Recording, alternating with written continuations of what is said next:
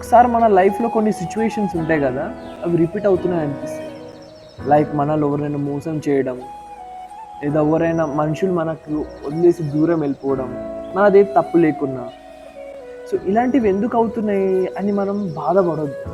మనలో ఏం తప్పు ఉంది, అసలు వాళ్ళు ఎందుకు అట్లా దూరం అయిపోతున్నారు, నాకేమన్నా ప్రాబ్లమా అని అలాంటివి డౌట్లు పెట్టుకోవద్దు.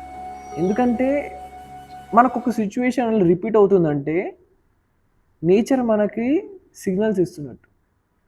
ఆ సిచ్యువేషన్ నుంచి నువ్వు ఏదైనా నేర్చుకోవాలి.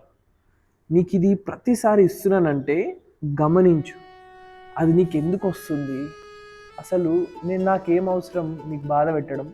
నువ్వు స్ట్రాంగ్ అవ్వాలి, అందుకే నీకు మళ్ళీ మళ్ళీ నీకు ఆ సిచ్యువేషన్లో తోస్తున్నాను. నువ్వు దేన్నైతే భయపడుతున్నావో ఆ సిచ్యువేషన్లో నీకు కావాలని పుష్ చేస్తుంది నేచర్. ఎందుకంటే నువ్వు అందులోకి స్ట్రాంగ్ అవ్వాలి. అసలు నువ్వు అందులోకి ఏం అర్థం చేసుకోవాలో అది తెలుసుకునేదాకా నీకు ఆ సిచ్యువేషన్ రిపీట్ అవుతూ ఉంటుంది. ఈ మాటలు మీకు ఎక్స్పీరియన్స్ చేస్తే అర్థమవుతుంది.